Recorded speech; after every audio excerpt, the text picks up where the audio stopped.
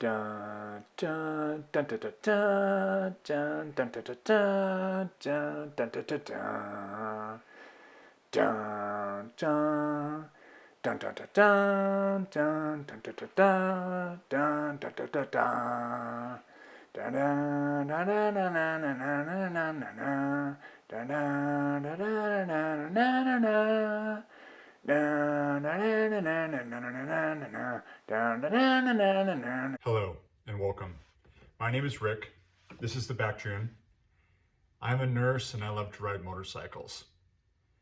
This channel will explore backcountry motorcycling and a variety of medical considerations, such as the basic first aid kit, injuries you may encounter while you're motorcycling, and other things you can do to help yourself and others, and also help the first responders who come to help you. It may be very difficult for you to tell, but I'm fairly new to the YouTube thing and filming videos. It's hard to imagine, but this is one of my first videos that I've ever produced. I know it's pretty professional. I did start riding motorcycles when I was about 17, and have been riding on and off tarmac over 30 some years.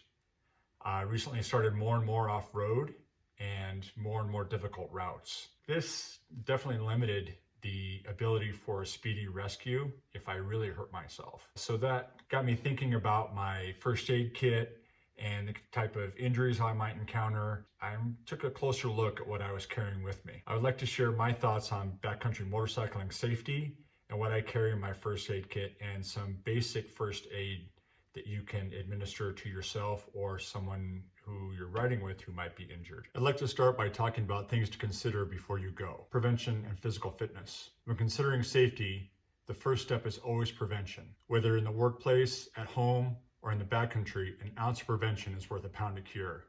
And the best rescue is the one you never need. Physical fitness is key to injury prevention, especially when you get as old as I am. Exhaustion, sore muscles, low blood sugar, also known as hypoglycemia, and dehydration lead to injury directly and indirectly. There are several ways that a lack of physical fitness lead to injury. Impaired decision-making, slowed reflexes, coming up to an obstacle on the motorcycle and being tired, sore, worn out, and not choosing the right line can pitch you off the motorcycle and injure you.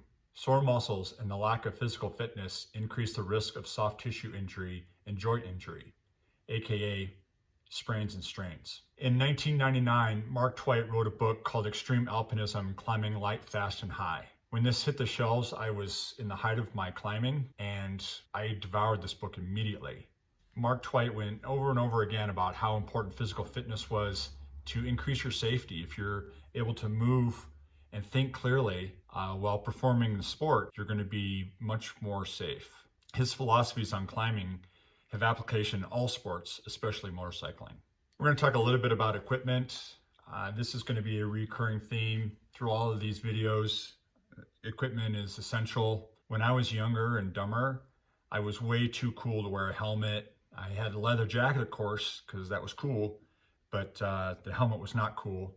Now I wouldn't be caught dead without my helmet, my armored jacket, and armored pants and boots and gloves and the whole nine. I'm much older now and far less cool. The importance of good gear is obvious in motorcycling, especially for the off-road crowd. I recently received the Garmin inReach Mini. Not sponsored by Garmin, but if they want to send me stuff, I would gladly take it. They're fantastic. I have a Garmin watch that I use for running. I've been using Garmin products for decades, and they're just fantastic. Intuitive, well-built, and haven't let me down yet, praise Jesus. What's great about the inReach, you can be in text communication with emergency personnel and get guidance on treatment. Really invaluable to have someone there with you electronically. Although the inReach has its limitations, the ability to call 911 via satellite may prevent a slow and painful death. Even if you have a GPS communication device, you're still going to experience that same lag in rescue time. The 911 operator might be able to guide some treatment, but to have emergency personnel on site, if you're far in the backcountry, you're going to have to take care of yourself to some degree. So you have to have supplies in a form of a good first aid kit and know how to use those supplies. GPS communication devices are never a substitute for personal responsibility and good judgment in the backcountry. Emergency personnel are at risk each time they answer a call. Be prudent when considering activating an emergency call.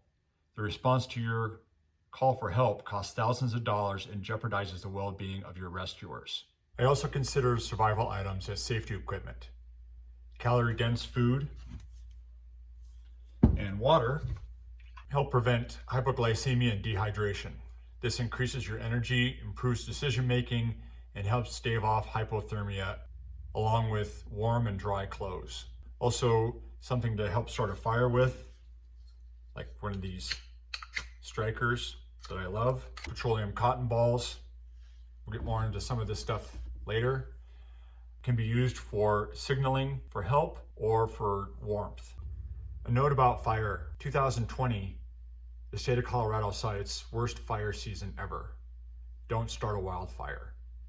If you're injured and have to wait overnight to be rescued, you don't want to exacerbate your condition with hypothermia, but you also don't want to burn down the woods. In future episodes, we'll talk about hypothermia, frostbite, heat exhaustion, heat stroke, and other thermoregulatory issues. I also recommend carrying your medical information, such as allergies, prescription medications, chronic health conditions, etc., along with identification and emergency contact information. My jacket has a pocket in the sleeve that has a clear plastic window, and I've painted a red cross on my emergency medical information. Rescuers are trained to look for things like this. Also medical alert bands, tattoos, different things like that that will help them if the victim is nonverbal. In this plastic sack, I have paper, has a copy of my insurance card, driver's license, my emergency contact information, the fact that I have no known drug allergies, and that I have no chronic disease. Even if you ride with other people, it's important to have that information available for rescuers because the other person may not know it. Also, if the other person does know that information, they may be too panicked to tell the rescuers exactly what they need to know. 2 more considerations about equipment. This is my first aid kit. It's pretty bulky, but it's not that heavy. And we're gonna go through each item in here eventually and talk about how to use them and why I carry them. But I always carry more than I need in case I encounter something unexpected. That's what first aid kits are for. And in case I encounter somebody who needs assistance and I can help provide that assistance. I know many bikers that carry more tools than they need in case they run across somebody who needs that tool. The last word on equipment is a motorcycle in good working order. I'm very blessed to have a relatively new motorcycle. That wasn't always the case. I have broken down out in the middle of nowhere and required assistance. And if you're injured and have a broken motorcycle, or you're so exhausted from dealing with your motorcycle, that puts you at greater risk as well. Thank you very much for watching. Really appreciate it. If you have any questions or comments, please leave them below and I'll respond to them as I am able. I will put my notes in the comments section. Please share this video with others who might benefit from this type of information, and watch for the next 3 episodes in this series. Again, in the future, we're going to discuss many topics related to motorcycles, medical issues, and the like. And I hope that you will subscribe and follow along. Thank you very much. Hello and welcome. My name is Rick. This is the Bactrian. Hello and welcome.